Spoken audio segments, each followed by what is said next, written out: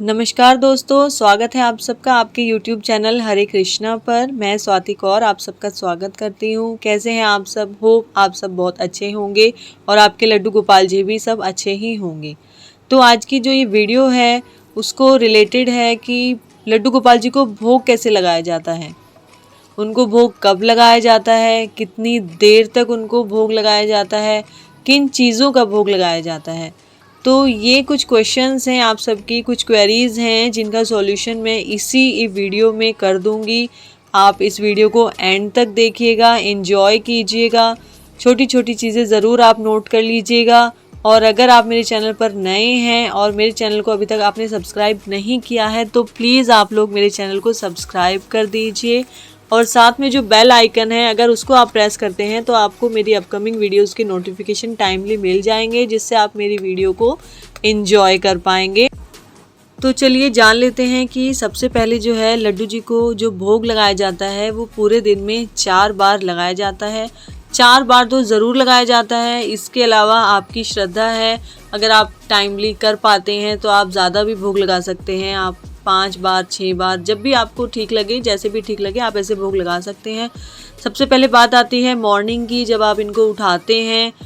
कुछ लोग क्या करते हैं, नहलाने से पहले भी एक बार भोग लगा देते हैं माखन मिश्री का, दूध का, और उसके बाद नहलाने के बाद अलग से लगा देते हैं।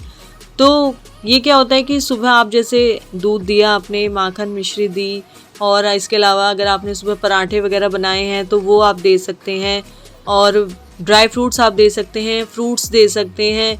इस तरह आप इनका सुबह का भोग तैयार कर सकते हैं। फिर बात आती है दोपहर की। दोपहर में आपने जो खाना बनाया है, देखिए इस बीच में मैं आपको बताना चाहूँगी कि जो भी देना है इनको बिना लहसुन प्याज का देना है। सात्विक खाने का इनको भोग लगेगा, तामसिक का बिल्कुल नहीं लगेगा। जैसे दूध दिया जा सकता है, लेकिन चाय और कॉफ़ी अवॉइड ही करें क्योंकि ये तामसिक भोजन में आती हैं। तो लड्डू जी को चाय नहीं दी जाती है, लेकिन इस्कॉन वाले लगाते हैं तो उनके थोड़े नियम अलग हैं। इस्कॉन वाले जो हैं वो लड्डू गोपाल को चाय का भोग लगाते हैं। अदरवाइज़ मैं क्या करती हूँ, मैं अपने लड्डू गोपाल को बिल्कुल चाय का भोग नहीं लगाती हूँ, मैं इनको दूध ही देती हूँ। लंच में आप दाल रोटी, दाल चावल, सब्ज़ी रोटी, दही, सैलेड वगैरह आप कुछ भी दे सकते हैं, लेकिन बिना लहसुन प्याज का होना चाहिए।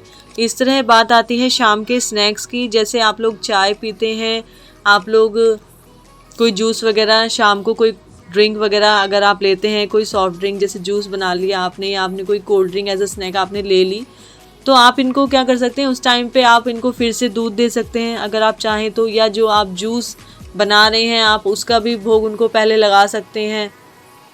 हल्के फुल्के स्नैक्स, जैसे बच्चे अगर चिप्स खाते हैं तो बाहर से अगर आपने चिप्स परचेज़ किए हैं तो उनके इंग्रेडिएंट्स जो पीछे मेंशन होते हैं आप प्लीज़ उनको चेकआउट कर लें एक बार, उसके बाद ही आप उनको भोग लगाएं।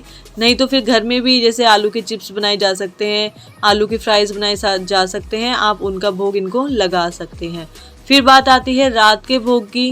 रात के भोग में भी जैसे जो आपने खाना बनाया है बिना लहसुन प्याज का, जैसे अगर कोई आपने पहले बॉईल करने वाली चीज़ बनाई, जैसे राजमा होता है पहले बॉईल किया जाता है वो, तो आप उनको पहले उसमें से एक कटोरी निकाल के उसमें सिर्फ जीरे का तड़का लगा के आप उस तरह उनको राजमा चावल आप सर्व कर सकते हैं। इसके बाद बात आती है रात को सोने से पहले क्या देना है। देखिए सोने से पहले दूध इनको ज़रूर देना है, दूध के बिना इनको मत सुलाइएगा, दूध ज़रूर दीजिएगा, और दूध भी उबाल कर थोड़ा सा मीठा करके उसको ठंडा करके देना है, जो पीने लायक होता है वो देना है।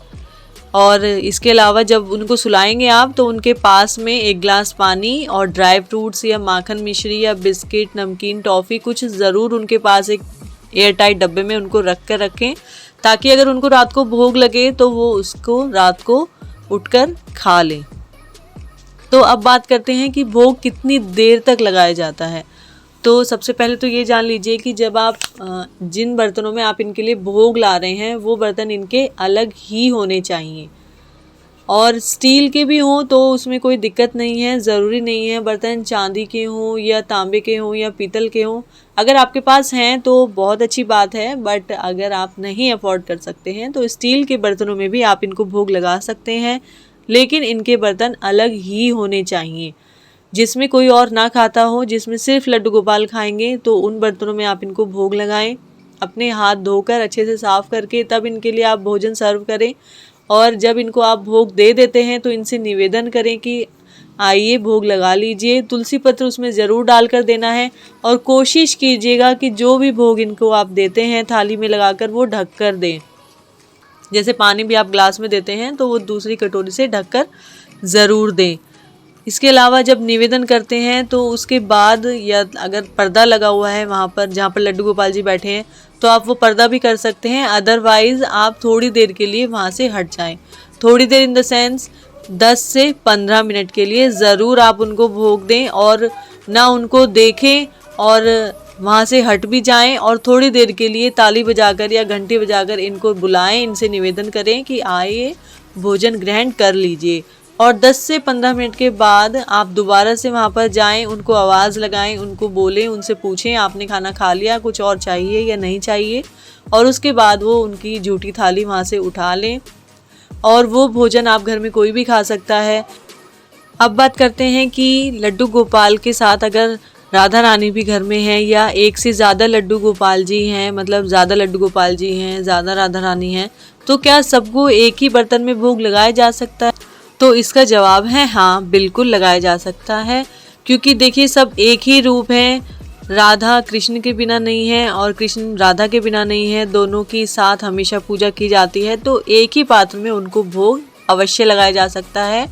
अगर आप चाहते हैं कि अलग अलग लगाना है तो वो आपकी श्रद्धा है, वो सब आपके ऊपर डिपेंड करता है। बट मेरे घर में जैसे 2 लड्डू गोपाल हैं और 1 लाडो रानी है तो मैं तीनों को एक ही बर्तन में भोग लगाती हूँ, एक ही पात्र में उनको भोजन सर्व करके देती हूँ, उसको ढक कर देती हूँ, तुलसी पत्र डालकर देती हूँ।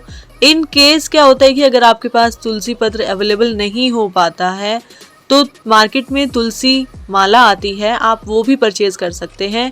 उससे उनका भोजन आप स्पर्श करा के या साइड में एक कटोरी, साफ़ कटोरी में उस तुलसी माला को उसमें रख के भी आप उनको भोजन दे सकते हैं। लेकिन तुलसी जैसे होनी ज़रूरी है, तो आप किसी भी रूप में दें तो वो होनी ही चाहिए। तो आज की वीडियो में हमने जाना कि लड्डू गोपाल जी को क्या भोग लगाया जाता है। मेरी आने वाली वीडियो में मैं आप सबसे शेयर करूंगी कि लड्डू गोपाल जी को किन चीज़ों का भोग नहीं लगाया जाता है। उस वीडियो को भी आप एंजॉय कीजिएगा, एंड तक देखिएगा। उसमें भी आपको अच्छी अच्छी जानकारी मिलेगी कि लड्डू गोपाल जी को किन चीज़ों का भोग नहीं लगाना चाहिए। और मेरी वीडियो आपको कैसी लगी आप प्लीज़ मुझे कमेंट करके बताइएगा। और मेरी वीडियो को देखने के लिए आप सबका धन्यवाद। प्लीज़ सपोर्ट करने के लिए वीडियो को लाइक करना और शेयर करना मत भूलिएगा। और मैं फिर से आपसे रिक्वेस्ट करती हूँ कि अगर आपने मेरे चैनल को अभी तक सब्सक्राइब नहीं किया है तो प्लीज़ मेरे चैनल को सब्सक्राइब कर दीजिए, बेल आइकन आप प्रेस कर दीजिए अपकमिंग वीडियोज़ के नोटिफिकेशन के लिए, उनको एंजॉय करने के लिए। और मैं स्वाति कौर आप सबका धन्यवाद करती हूँ। Thank you so much. Radhe Radhe.